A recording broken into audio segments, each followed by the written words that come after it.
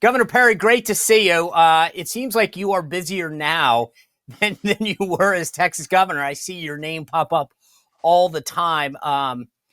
There's three things, as I told the audience, that I want to cover with you. A lot of what's going on in Texas right now, some big advances in energy.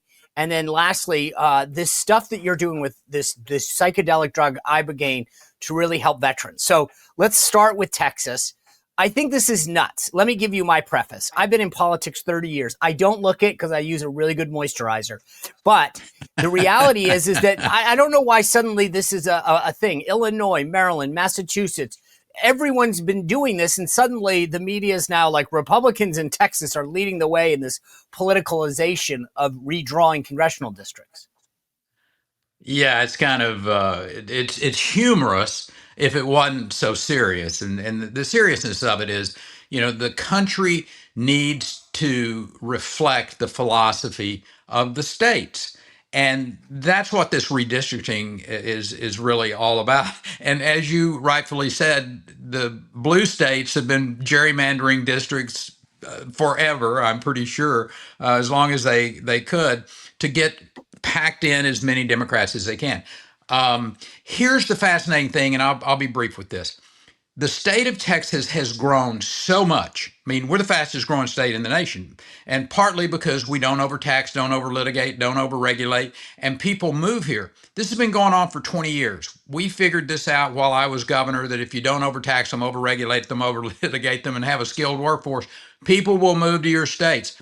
And they are moving to Texas in record numbers. So my question is, if that's the case, then these districts are way out of balance with how the numbers should be. So a mid-decade redistricting makes sense to me. Now, the Democrats hate that, because they're going to lose some seats. People move here to get away from overtaxation, overregulation, overlitigation. I keep saying that, but it's true. They move out of California. They move out of these blue left states. So it makes sense that they come to states like Texas, like, name another conservative state, Florida. And we need to have these districts reflect the philosophy of the people, not these crazy.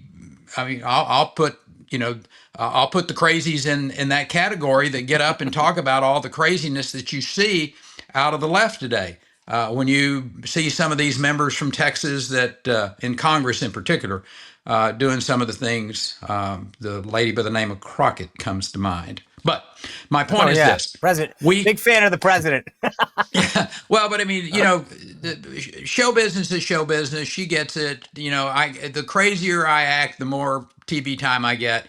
It's not good for your constituents, but it's good for your exposure. So that's what drives her. I get that. But my point is this. It makes abundant sense to me, and I think as most people would think about it, that in the mid-decade redistricting, because your state changed population so much. If California's losing population, maybe they ought to redistrict too. Who knows? But my point is this. Let's just leave this alone. This is political drama. There's a lot more important things that we need to deal with. I hope Governor Abbott keeps them in town. We redistrict. We go on about our business.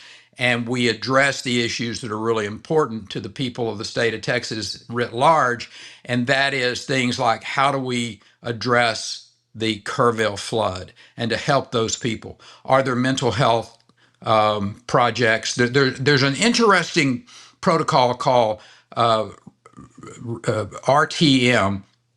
I think it's a reconsolidation of traumatic memories. It's a drug approach to PTSD, and so it's really fascinating. They're trying to put this into some Texas legislation because of the mental health challenge that they're going to have in the Kerrville area. Not just the families that lost loved ones, not just the people who were right there at Camp Mystic, but those first responders, Sean, who were daily out there. I mean, literally picking up the bodies of young children.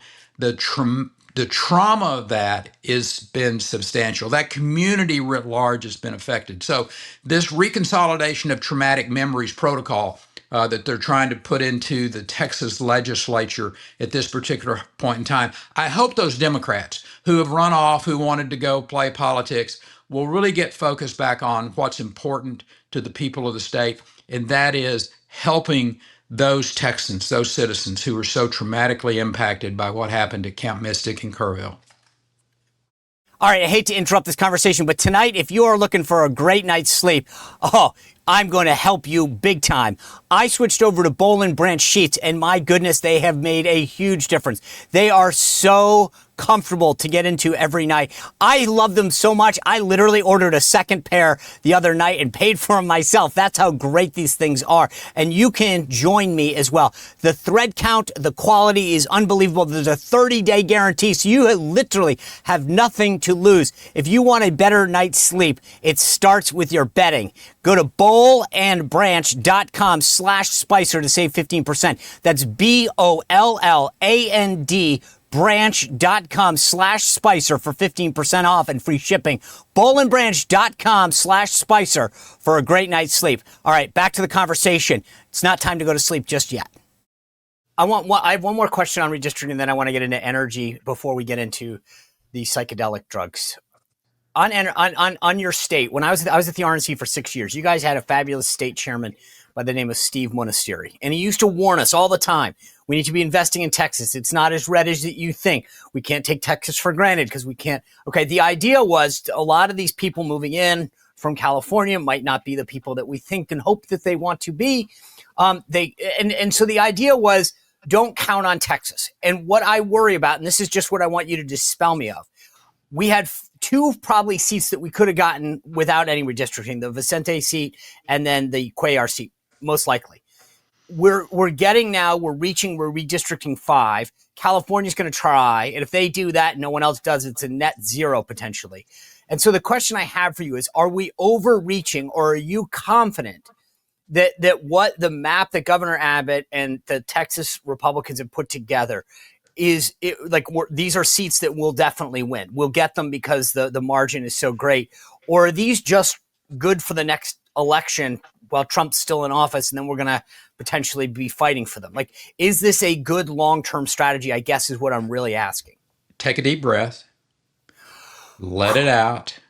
We're going to be okay. Here's my point, Sean. People have been talking about Texas is going to go back blue. Just, for 25 years, people have been coming to Texas and saying, now the strategy on that generally is political consultants who are going to make some money and come to Texas and whether it's Beto or you name one of them in the past, and they have not been successful. And I'll even add to that. Now, that's not to say we don't need to do our business. We don't need to take care of the needs of the state of Texas, that we need to make sure we don't turn into some blue state philosophically by overtaxing, overregulating, overlitigating, and not having a skilled workforce, which translates to me as accountable public schools. Those are the 4 things. You get those right, and people will invest in your state, either people that are already here, or they'll move out of states like California that are overtaxing, the West Coast states, over litigating, over regulating, and they'll move to your state. That's what is happening. When you combine that with what Donald Trump has done and the projects that he's put into place, he stood up and basically said, this DEA stuff is nuts. This woke policies, that's not the American mainstream, and we're going to get rid of it. What happened in the state of Texas this last time when you had a president that was talking about being pro-life, pro-America, pro-business? Hispanics in the state of Texas went, you know what? That guy is talking about things that I am interested in and that represents me and my family and my heritage, and I'm voting Republican. So that is what's happened, along with what Texas did over the last 20 years, which is to make their public schools more accountable. We were number 28 in the nation in high school graduation rates in the year 2000. We're in the middle of the pack, which is diverse and is, geographically, economically, ethnically, diverse as Texas was, being in the middle of the pack, you might say, yeah, it's probably about where you ought to be. We knew we could do better. And in the early 2000s, we put in programs that caused our public schools to be more accountable. We had the largest incentive pay program for teachers in the country. We expanded charter schools substantially. We started testing kids in the fourth and the eighth grade for reading and math. In less than 10 years, by 2011, Texas was number 2 in the nation in high school graduation rates. We went from 28th to number 2. Now think about that. That is a stunning change of events. And what it did, a young Hispanic 14-year-old who was going into high school in 2000, they said, you know what? I'm not prepared for that algebra stuff. I'm going to get out, get a job, buy a pickup truck, and go on about my life. In a decade, those kids were staying in school. They were getting a high school education at a minimum, and a lot of them were going on to community colleges and four-year institutions, completely changing their lives in a good way. Those young men and women, 15 years later, are now adults with good jobs, and they look at these programs and their lives and go, you know what? Republican policies are what allowed me to stay in school, to do well, and I am a Republican. And you add Donald Trump and his philosophy to that. So the reason I tell you that long story, don't worry about Texas, because Okay. those Hispanics who historically voted Democrat, I mean, George W. Bush was the first governor, Republican governor, to start breaking into that Hispanic population. He would go to the communities, he would reach out to them, and he did pretty good. But what Donald Trump did in 2024 in that presidential election was stunning. And it's a combination of things of what we did in the state of Texas to allow the Hispanic, particularly the Hispanic population, but the African American and the other ethnic groups enjoyed this as well. But the Hispanic population is the biggest. It's the fastest growing. It's the pro business, pro America, pro life community, and they are very happy by and large with the economic conditions that they find, and they're making the connection between these were Republican policies versus Democrat policies, and we like Republican policies best. All right. I feel a lot better. That breath helped me decompress. So let's move on. Now that I feel so good, I'm like zen. I want to talk about energy. When you left office as Secretary of Energy in Donald Trump's first administration, our country was energy independent. We were heading in the right direction. Then Biden screwed everything up. What worries me now, though, Governor, is, and this is not my world. This is why I need you to, I hear about all these advances in AI, and that's great. But these data centers that are popping up all over, ironically, take a lot of energy. And I spent the summer in Rhode Island where we putting up a bunch of windmills. The Trump administration just put a stop to that this week, which was fantastic. And I know that there's a lot of energy that's going to be needed to run these energy farms. Good, smart people I talk to say that nuclear is the only way to do this. So I guess broadly speaking, where are we now as a country when it comes to energy independence, our energy sources, and where we need to be in the future? Well, you are correct. And can I take us back just a little bit and give a little history here? Yeah, Because this is please. really fascinating. In the early 2000s, natural gas prices went to about $14 an MCF. I mean, they were through the roof. If you'll recall, 2003, 2004, and we're looking at our whole card, so to speak, of holy mackerel. How are we going to be able to have a energy supply in this country that we can afford? Um, and that's when wind energy came on the scene in the state of Texas. We put incentives into place to increase the wind industry in the state of Texas. And it's something we were used to. We ran our windmills to get our water out in the rural areas. We had carbide plants back in the 40s and 50s to have a little light on in our house. So wind energy was not foreign to us. We actually we looked at it. We considered it to be a bit of an antiquated way to get power, but considering $14 an MCF, maybe these windmills are something that we ought to look at. And we invested in it substantially in the state of Texas, passed some building CREZ lines that brought the wind from out of the panhandle to where the population is. Long story short, there was a time when wind energy was helpful. It filled a void that we needed in the state of Texas, and we gave incentives. What classic example of government overreacting, and the federal government in particular, with all of this, woke, green fever, climate change, the Democrats all in on this stuff. And particularly in those last 4 years with the Biden administration, with that big green energy legislation that they passed, the Inflation Reduction Act. What a crazy name for Right. a piece of legislation that didn't do anything except add to our debt tremendously. But my point is this: the Democrats and their woke greenness put America in a really bad position. And I will add that some of our red states, we weren't watching close enough. And I'm not going to be overly critical here, but we allowed all of this stuff to go forward.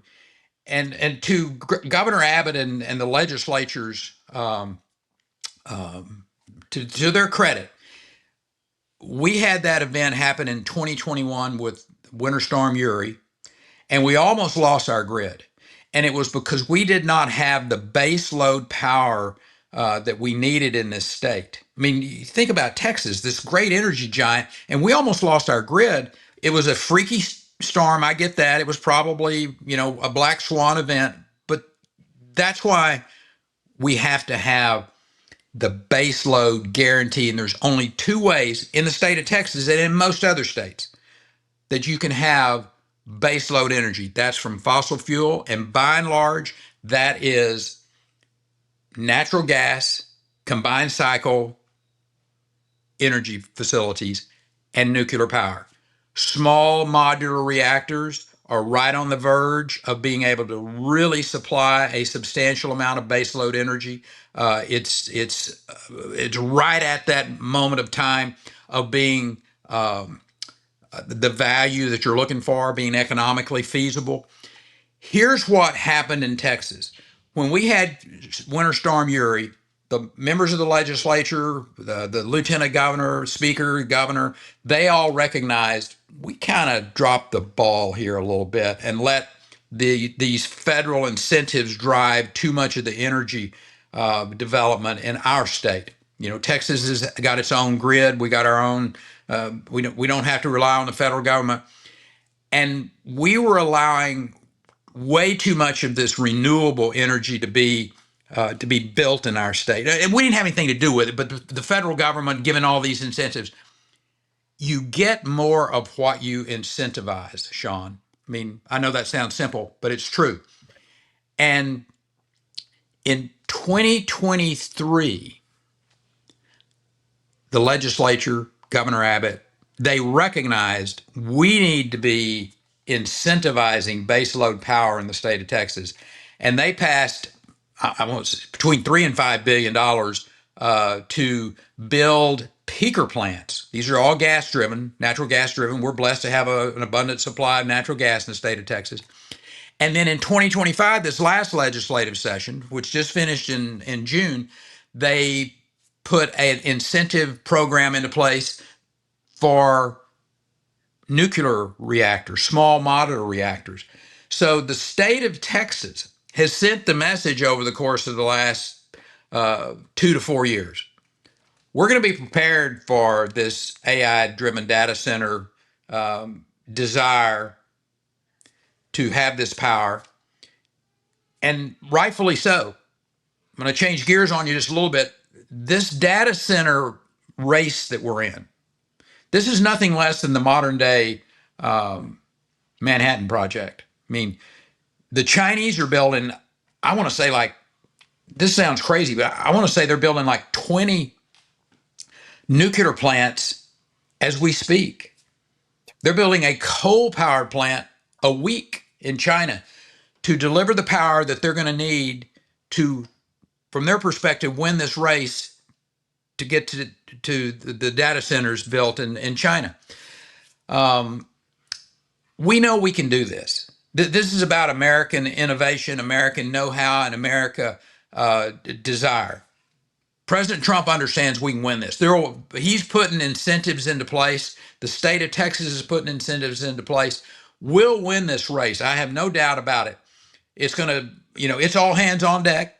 It's, Yep. I'm working on the big project up in the Panhandle right now in Amarillo, right next to the Pantex plant called Fermi America. It will be the largest data center in the world. We're going to have massive amounts of both combined cycle gas, AP1000s driving it. We're going to have small modular reactors. I mean, it's going to be all hands on deck, all types of power. But that's where we find ourselves. And we can do this. We've done it before. You think about a little history lesson here, 1942, 43, and some very bright people, Enrique Fermi, Albert Einstein, they went to President Roosevelt and they said, this is what the Germans are working on. They have substantial potential to build a weapon of mass destruction like nothing we've ever seen before. And we need to be all hands on deck to try to get there before they do. And that's exactly what the Manhattan Project did. They went out into various places around our country, one in particular in eastern Washington state in the Columbia River Basin. And Sean, from a piece of flat dirt, they built in 11 months a facility to produce plutonium in 11 months. Now, we know we can do whatever we put our mind to. American innovation, America can do spirit. And that's exactly what President Trump is calling America to do right now on this AI driven data center push that's going to be going on. I don't know all the different incentives that the president will put in place through executive orders, working with Congress and what have you. But my instinct is over the course of the next 12 to 24 months, we're going to see a massive effort by this country to deliver the power that you talk about. This is amounts of power that we've never needed, nor we've never seen before. But we can do this. We know that our walk-away safe small modular reactors, we know that our efficient, clean-burning natural gas and combined cycle, uh, we can drive this base load power. The president's absolutely correct on wind. We over subsidized, we over calculated that this wind industry and the solar industry was going to be the be all to end all. And common sense tells you wind doesn't blow all the time, sun doesn't shine all the time. These wind, there's a lot of negative on the wind that we never saw 20 years ago or we didn't recognize. And the same with solar. And one last thing I'll tell you, just as an example. In 2017, we had the hurricane that hit Puerto Rico. I was the Secretary of Energy. We went over there to help the territory try to recover and what have you. And they were substantially dependent upon wind and solar. And there were wind turbines laying on their side. There were solar panels scattered across the hillsides. And we put into place a lot of money to help them get that straightened out. I went back in 2022 as a private citizen, just trying to talk to the then governor and about bringing in natural gas and or small modular reactors to help that country 5 years later. And we got in a helicopter and flew around, Sean, and there were still wind turbines on their side. There were still solar panels scattered across the hillside. They hadn't even cleaned up from 5 years ago. I was incredibly disappointed with the leadership of Puerto Rico and what they had not done to help that country get back on their feet, because they basically said, well, we're a little afraid of this, pipelines across our country, or, nuclear power. That's kind of a scary thing. Leadership is about putting into place policies that help your people. And in the world we live in today, natural gas, I will suggest to you, is the base load power that you have to have if you have access to it. And small modular reactors, which are now walk away safe. And the leadership that understands that, like Donald Trump, like the members of the Congress on the Republican side, that's the type of leadership that America, that's the reason Donald Trump won the election. And I will suggest to you that's the reason that Republicans are going to lead this country forward, is because Americans understand something. And that's that if you don't have the power to keep your house cool in the summer or warm in the winter, if you don't have the power to drive data centers, they're going to keep the Chinese Communist Party from literally taking over the world, you're in trouble. And President Trump and his vision on energy, I'll go back and tell you one thing. When he asked me to come in to be the Secretary of Energy in this was a 2016 conversation, late November, he said, Perry, I want you to go do for American energy what you did for Texas. He wasn't deeply knowledgeable about the Department of Energy or what that agency did, but he knew that America's future was inextricably tied to an abundant supply of American energy. And American energy is by and large baseload power that comes from fossil fuels and from nuclear power. The president instinctively understands that. It has the added benefit of being true. And you saw America become energy independent during his first term. You will see us taking, I think, even greater steps forward in his second term. And one of the things that he's going to be known for in history is that Donald Trump will be recognized as the energy president who moved America to a level of energy independence and power like it had never seen before. Well, if you enjoyed this content, make sure to like this video, subscribe, and click the notification bell to get more.